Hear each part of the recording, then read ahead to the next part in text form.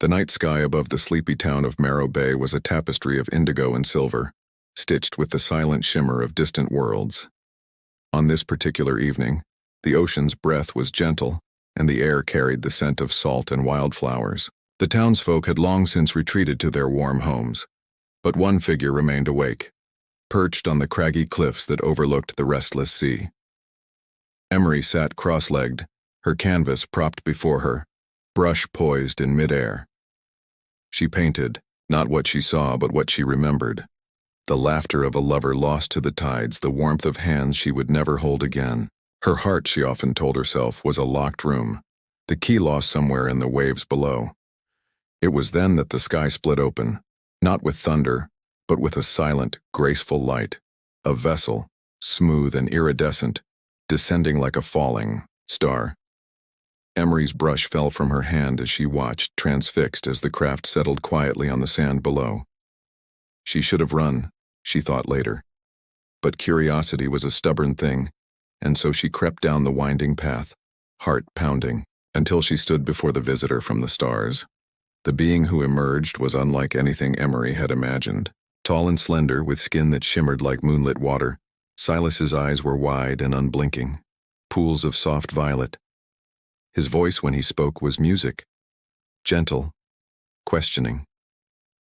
"Forgive my intrusion," Silas said, inclining his head in a gesture that seemed both ancient and new. "I am Silas, a traveler seeking understanding. May I ask you a question?" Emery's reply was a whisper.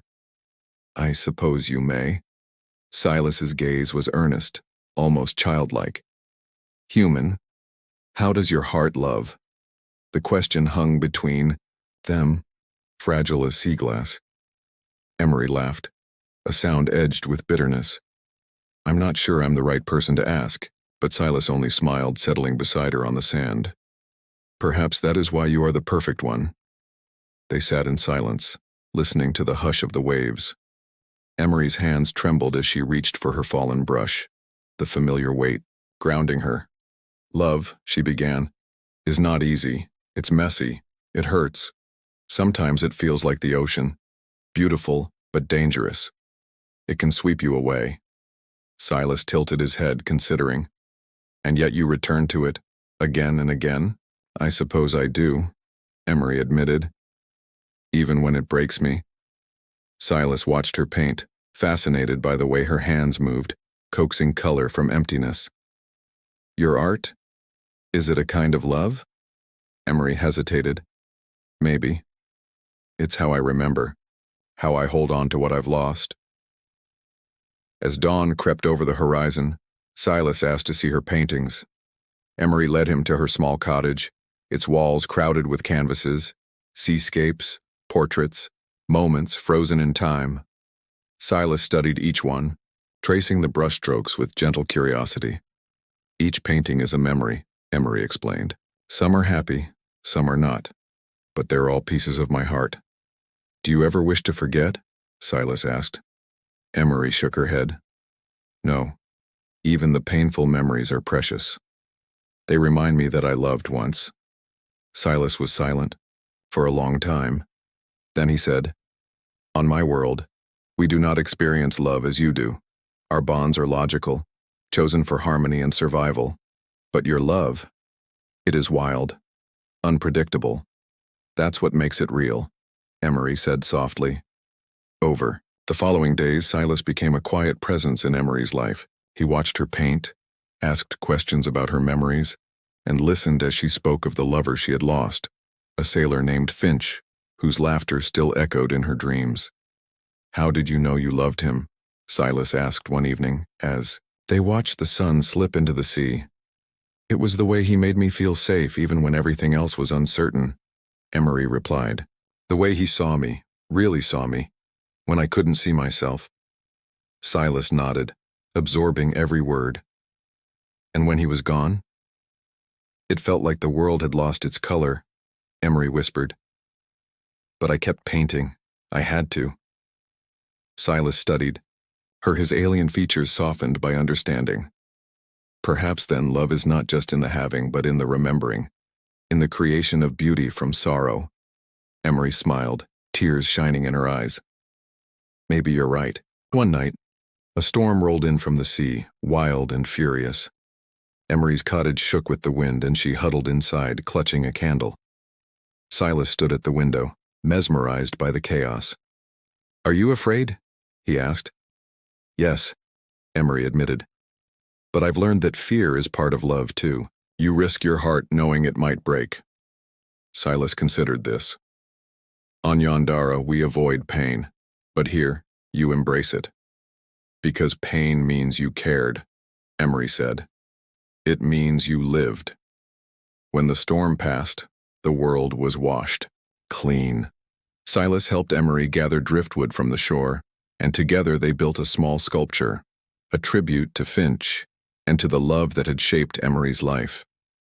As the days turned to weeks, Silas's question lingered, weaving itself into Emery's art and her heart. She found herself opening up, not just to Silas, but to the world she had shut out for so long. One morning, as Silas prepared to leave for his next journey, Emery handed him a painting, a swirl of blues and golds, capturing the moment their worlds had collided. "Take this with you," she said, "so you'll remember what love looks like, even if you can't feel it the way we do." Silas accepted the gift with reverence. "I will cherish it, and I will remember."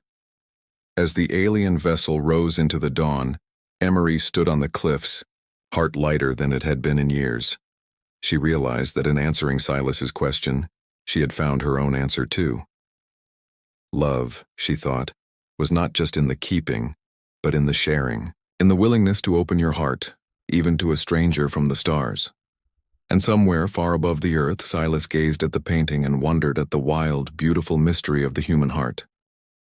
The city of Hale's Crest hummed like a wounded beast, taxis snarling through rain-slick streets, neon signs bleeding color into puddles, and the constant wail of sirens weaving through the chaos. It was here, in the fourth-floor oncology ward of St. Eleni's Hospital, that Amara moved through her shifts like a ghost. Her scrubs were always immaculate, her hands steady, but her eyes carried the weight of a secret she could never outrun. Silas found her at 3:47 a.m., standing at the nurse's station, her fingers tracing the edge of a faded Polaroid taped to the wall. The photo showed a younger Amara, grinning beside a boy with her same warm brown eyes and a mop of unruly curls. "Who is he?" Silas asked, his voice soft as a breath. Amara didn't startle. She'd grown accustomed to the alien's sudden appearances over the past week, his silent observations of her rounds. "My brother. Jesse." She swallowed. "He died here. Leukemia. I was 16. Silas tilted his head, studying the photo. "You blame yourself." It wasn't a question. Amara's hands clenched. "I should have noticed the symptoms sooner. The bruises, the fatigue. But I was too busy with school, with friends. By the time we got him here." She trailed off, staring at the empty hallway. "And now you stay," Silas said, to atone. Amara didn't answer. Instead, she led him to room 407, where an elderly man lay hooked to monitors, his breathing shallow. "Mr. Kovach's daughters visit every night," she whispered. "They take turns reading him Chekhov. He's been unconscious for days, but they still believe he can hear them." Silas watched as the two women entered, their voices tender and cracked with exhaustion. "Why do they persist?" "Because love doesn't clock out," Amara said, adjusting the man's IV. "Even when hope's on life support." The weight of living over the next days, Silas shadowed Amara's every move. He watched her, calm a screaming child by letting her listen to his chest with a toy stethoscope. Sit with a widow whose husband's last words were another woman's name. Hold the hand of a teenager coding on the table, whispering, "You're not alone," until the flatline sang. One night, during a rare lull, Silas asked, "Why do you bear their pain?" Amara stirred her coffee, the steam curling around her face. "Because someone has to. Because if I don't, who will?" "But it fractures you." "Maybe." She met his gaze. "But broken things let the light in, don't they?" The breaking point, it came on a Thursday. A new patient, a 9-year-old girl named Priya with a rogue gene and a smile that could melt glaciers. When Amara saw the girl's chart, her knees buckled. Silas caught her arm. Same diagnosis as Jessie, Amara breathed. Same. Everything. For days, she worked double shifts, hovering at Priya's bedside. She learned the girl loved origami, cranes, and the smell of lemongrass. She watched Priya's mother braid her hair, fingers trembling. Then, during a night shift, the code blue alarm screamed. Priya's heart had stopped. Amara's hands moved on autopilot. Epinephrine, compressions, the rhythmic chant of clear, but her eyes were oceans.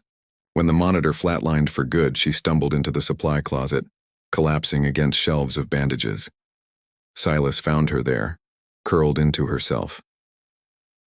"You cannot save them all," he said gently. "I couldn't save any of them." Amara's voice shattered. Not Jessie, not Priya, not the old man down the hall who just wanted to see his grandbaby born. "But you tried," Silas insisted. "You love them. Is that not the answer?" Amara stilled. "What?" Silas knelt, his violet eyes glowing faintly in the dark. "On Yandara, we avoid attachment to prevent pain. But you dive into it. You let love wound you again and again, because to do otherwise would be a greater tragedy." Priya's mother found them later, clutching a paper crane. "She made this for you," the woman said, pressing it into Amara's hand. She said, "Tell Nurse Amara thank you for holding my hand when I was scared." The crane's wings were slightly lopsided. The healing. The next morning, Amara took Silas to Jessie's grave. Rain fell in a soft drizzle as she knelt in the grass. "I'm sorry," she whispered. "I'm sorry I couldn't fix it, but I'm trying to make it matter. Every life I touch, it's for you. It's because of you." Silas placed a hand on her shoulder. "He knows. How? Because love," Silas said, "is the one signal that crosses every frontier, even death." As they walked back to the hospital, Amara realized the weight in her chest had shifted. Not gone, but transformed. A scar, not a wound. The lesson on Silas's last night, Amara took him to the rooftop. The city sprawled below, a constellation of broken and brilliant lives. "You asked how hearts love," she said. "It's like this." She placed his hand over her chest, letting him feel the steady drumbeat. "We keep loving, even when it breaks us. Because the breaking is how the light gets in, how we heal." Silas looked at the horizon where dawn was bleeding through the dark. "Your brother would be proud." Amara smiled, tears glinting. "I know." As Silas's ship vanished into the clouds, Amara folded a paper crane and let it fly from the rooftop, a tiny, trembling act of hope. The city of Verity was restless at night, alive with the pulse of neon and the hush of secrets. In the heart of its oldest quarter, where cobblestone streets twisted beneath tangled lantern wires, music drifted from open windows and laughter spilled from crowded cafes. It was here, beneath the flickering glow of a broken street lamp, that Silas first saw Lucian dance. Lucian's feet moved like water over stone, his body a ribbon of grace and longing. He wore no costume, only worn jeans and a faded shirt. But when he leapt, the world seemed to pause. A battered speaker played a song both joyous and aching, and a small crowd gathered, drawn by the magnetism of movement and memory. Silas watched from the shadows, his eyes reflecting the city's lights. He had come to Verity searching for another answer to his question, the one that had haunted him since he left Emery's seaside town and comforted Amara in her hospital's halls. How does the human heart love? When Lucian finished, breathless and shining with sweat, the crowd applauded. Coins clinked into his hat. Lucian bowed, his smile quick and shy, and then he melted into the alley's darkness, vanishing like a dream. Silas followed, silent as starlight. He found Lucian sitting on a low wall behind the theater, lacing his shoes. The dancer glanced up, wary at first, but something in Silas's gentle presence eased his suspicion. "You're not from around here," Lucian said, his voice rough with fatigue and something older. Grief, perhaps. I'm not from anywhere you know, Silas replied. I have a question if you'll allow it. Lucian laughed, a sound as brittle as autumn leaves. Everyone has questions. What's yours? Silas sat beside him, careful not to intrude. How does your heart love? Lucian's hands stilled, on his laces. He looked away, eyes tracing the graffiti on the wall. That's a dangerous question, he said quietly. I mean no harm, Silas assured him. I only wish to understand. Lucian studied him, as if searching for the lie behind the words. Finding none, he sighed. My heart loves like a song you can't forget, even when it hurts to remember. The story of Milathe walked through the city as Lucien spoke. He told Silas about Mila, the girl with fire in her hair and laughter in her bones. They had met in a dance studio, two strangers drawn together by music and the ache of wanting more. For a year they danced every night, their bodies learning each other's secrets, their hearts tangled in the rhythm. She was offered a place with a company in another country, Lucian said, his voice soft. I told her to go. I said I'd wait. I thought love was strong enough to hold us together no matter the distance. Silas listened, absorbing the pain beneath the words. Did you regret letting her go? Lucien shook his head. No. I loved her too much to keep her from her dreams. But sometimes I wonder if love is just longing, an ache that never really fades. They stopped at a bridge overlooking the river. The city's lights shimmered on the water and Lucian leaned against the railing, his silhouette etched in gold. Every night, I dance here, he said. It's the only way I know how to keep her close. When I move, it's like she's with me, like the distance doesn't matter. Silas watched him mesmerized. So love endures, even when it is not returned in the way you wish? Lucian smiled, bittersweet. Love isn't a transaction. It's a promise you make to yourself, to remember, to hope, to keep moving even when your heart is tired. The language of movement over the next days, Silas became a fixture at Lucian's performances. He watched as the dancer spun stories with his body, joy, sorrow, hope, despair. The crowd changed each night, but Lucien's devotion never wavered. He danced as if the world depended on it, as if every step was a prayer. One evening, after the crowd had dispersed, Silas asked, Why do you dance, Lucian? Truly, Lucien considered. Because words fail me. Because when I dance, I can say everything I'm afraid to speak aloud. I can remember Mila and all the things we never said. I can forgive myself for letting her go and forgive her for leaving. Silas nodded, understanding dawning. On my world, we do not dance. Our bodies are for function, not expression. But here I see that movement is a language of its own. Lucien grinned. Then let me teach you. And so, beneath the city's watchful gaze, Lucien taught Silas to dance. Awkward at first, the alien's limbs moved stiffly, uncertain. But Lucien was patient, guiding him with gentle hands and laughter. Step by step, Silas learned to trust the rhythm, to surrender to the music. Close your eyes, Lucien said one night. Feel the beat in your chest. Let it guide you. Silas obeyed, and for a moment, he felt something new. A flutter in his chest, a warmth that had nothing to do with logic or survival. He opened his eyes to find Lucien smiling. That's it, Lucien whispered. That's how love feels. Wild, unpredictable, alive. The letters, as the weeks passed, Lucien showed Silas another ritual. Every Sunday he wrote a letter to Mila. Sometimes he mailed them, sometimes he didn't.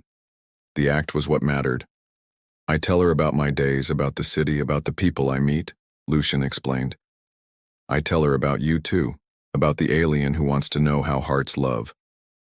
Silas was touched. Does she reply? Lucien shook his head. Not often, but that's not the point. I write because it keeps the connection alive. Because love is as much about giving as it is about receiving. One Sunday, Lucien handed Silas a blank sheet of paper. Write to someone you miss, he said. Even if they'll never read it. Silas hesitated, then wrote a letter to Emery and Amara, to the friends he had made and the lessons he had learned. He wrote about the ocean and the hospital, about grief and hope. When he finished, Lucienne smiled. See? It helps. The reunion. One night, as summer waned, Lucienne received a letter. It was from Mila. She was returning to Verity for a performance, and she wanted to see him.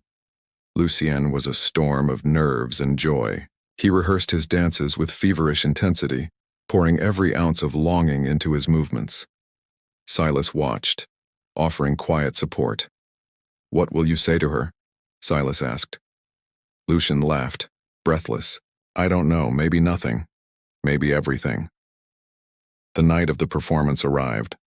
The theater was packed, the air electric with anticipation.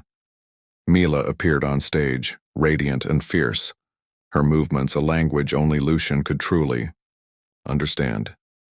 After the show, they met backstage. Words tumbled out, apologies, confessions, laughter, tears. They embraced not as lovers reunited, but as friends who had traveled different roads and found their way back to each other. I still love you, Lucienne admitted, but I know now that love doesn't have to mean holding on. It can mean letting go too. Mila smiled, her eyes bright. Thank you for loving me enough to let me go. They danced together one last time, beneath the city's stars, their movements a promise and a goodbye. The answer, when Mila left again, Lucienne, was changed. The ache remained, but it was softer now, a memory, not a wound. Silas sat with him on the bridge, watching the river flow. Did you find your answer? Silas asked. Lucienne nodded. Love is movement. It's the willingness to keep dancing, even when the music changes. It's the courage to let go and the grace to begin again. Silas smiled, feeling the truth of it settle in his bones. Thank you, Lucienne, he said. You have shown me that love is not just a feeling, but an action. A choice we make, every day. Lucienne squeezed his hand. And you, Silas, have shown me that even the loneliest heart can find its rhythm again. As Silas prepared to leave Verity, Lucienne gave him a gift, a pair of worn dance shoes, the soles scuffed and stained, with memory. So you'll remember, Lucienne said, that love is movement, that even the stars can learn to dance. Silas accepted the gift, his heart full of gratitude and wonder. The city of Verity faded behind him, but the lessons remained, a song that would echo through the corridors of his mind long after the music had ended. The village of Willowmere was a place that time seemed to pass by gently. It was a patchwork of cobbled lanes, wildflower meadows, and houses with crooked chimneys and gardens tangled with roses. The people of Willowmere were known for their warmth but also for their routines, each day unfolding much like the last, marked by the ringing of the old church bell and the laughter of children playing in the square. It was here, on a sun-dappled afternoon, that Silas arrived, his journey from the city of Verity having left him weary and full of questions. The lessons he had learned from Emery, Amara, and Lucienne weighed on him like treasures, each one precious, each one incomplete. He had seen love in sorrow, in healing, in longing, but he still felt there was something missing, something simple and pure that he had yet to understand. As Silas wandered through Willowmere, he noticed a group of children gathered beneath a great willow tree, their voices rising in a chorus of delight. At the center of the group was Nico, a small boy with a shock of unruly hair and eyes as bright as spring leaves. Nico was orchestrating a game of make-believe, assigning roles with the authority of a seasoned director. You're the dragon, and you're the knight, and I'll be the wizard, Nico declared, waving a stick like a wand. The other children cheered, falling into their roles with abandon. Silas watched from a distance, captivated by the scene.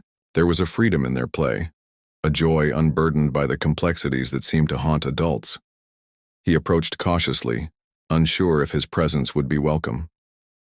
Nico spotted him immediately. Are you new here? He asked, bounding over, with the unfiltered curiosity only a child could possess. I am, Silas replied, his voice gentle. My name is Silas. I'm a traveler. Nico grinned. Do you want to play with us? You can be anything you want. Silas hesitated, unused to such open invitation. May I just watch for now? Sure, Nico said, undeterred. But if you change your mind, you can join any time. Everyone's welcome. The heart of the village over the next few days, Silas became a familiar sight in Willowmere. He watched as Nico led his friends on imaginary quests, built forts from fallen branches, and shared his lunch with anyone who forgot theirs. Nico's kindness was effortless, his laughter infectious. Silas noticed something else too. Whenever there was a disagreement, a squabble over a toy, a scraped knee, a game gone awry, Nico was the first to intervene. He listened, comforted, and more often than not, found a way to make everyone smile again. One afternoon, as the sun dipped low, Silas found Nico sitting alone by the pond, skipping stones across the water. May I join you? Silas asked. Nico nodded, patting the grass beside him. Do you know how to skip stones? I've never tried, Silas admitted. Nico handed him a flat stone. It's easy. You just have to believe it'll bounce. Silas tried, and the stone plopped into the water with a disappointing splash. Nico giggled, then demonstrated, sending his stone skimming across the surface in a series of graceful leaps. How do you do that? Silas marveled. Nico shrugged. I just try my best. Sometimes it works, sometimes it doesn't. But it's always fun to try. Silas smiled, feeling a warmth in his chest. Nico, may I ask you a question? Sure. How does your heart love? Nico considered this, his brow furrowing in concentration. I think it just does.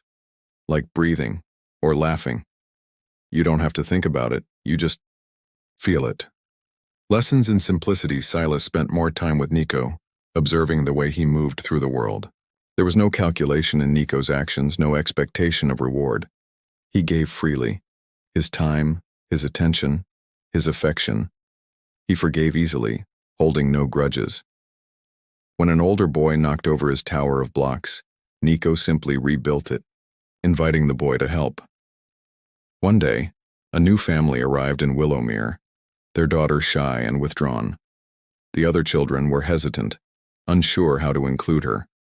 Nico approached her with a smile, offering her his favorite marble. Do you want to play? He asked. The girl nodded, her eyes brightening. Within minutes, she was laughing with the others, her shyness forgotten. Silas watched, awed by the ease with which Nico bridged gaps, healed hurts, and fostered connection.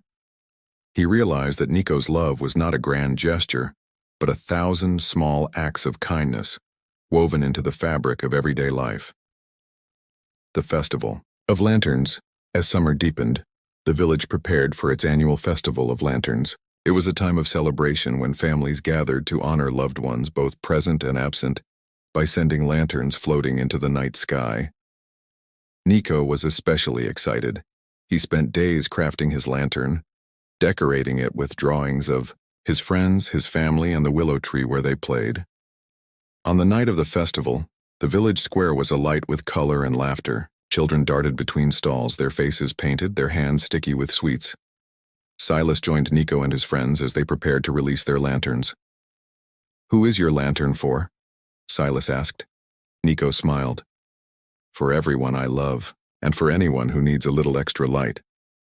As the lanterns rose, drifting skyward on gentle breezes, Silas felt a sense of peace settle over him. He watched Nico's face illuminated by the glow and saw in it the pure, unguarded joy of loving without fear.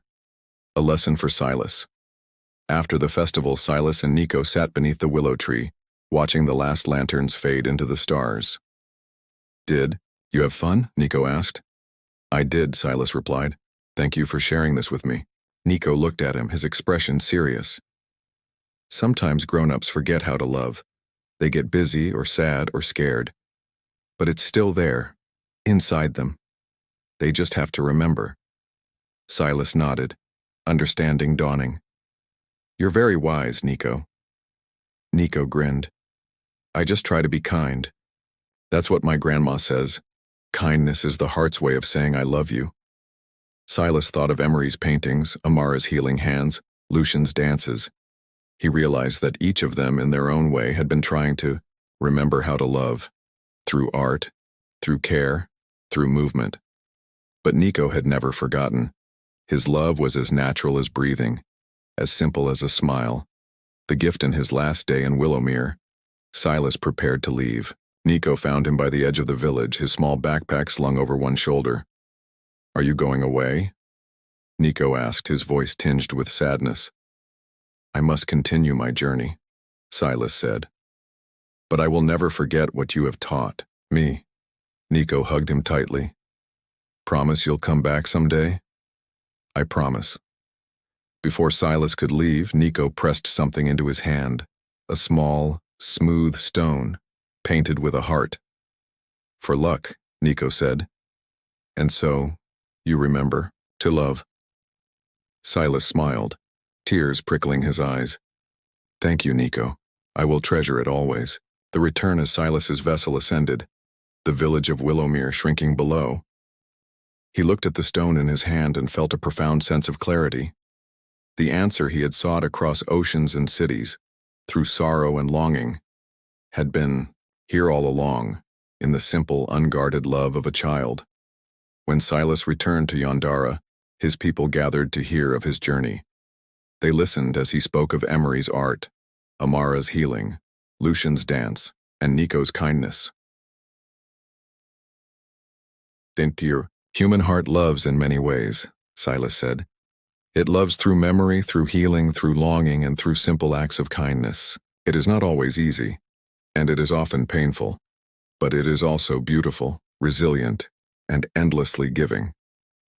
His people were silent, moved by the stories. Some wept, others smiled. For the first time, the cold logic of Yondara was warmed by the light of understanding. Silas placed Nico's stone on the great council table, a symbol of all he had learned. "Love," he said, "is the light we give to one another. It is the courage to be kind, the strength to forgive, and the joy of sharing our hearts even when we are afraid." And so, the lesson of the human heart became a part of Yondara's wisdom, a reminder that no matter how far we travel, the greatest journey is always the one that leads us back to love.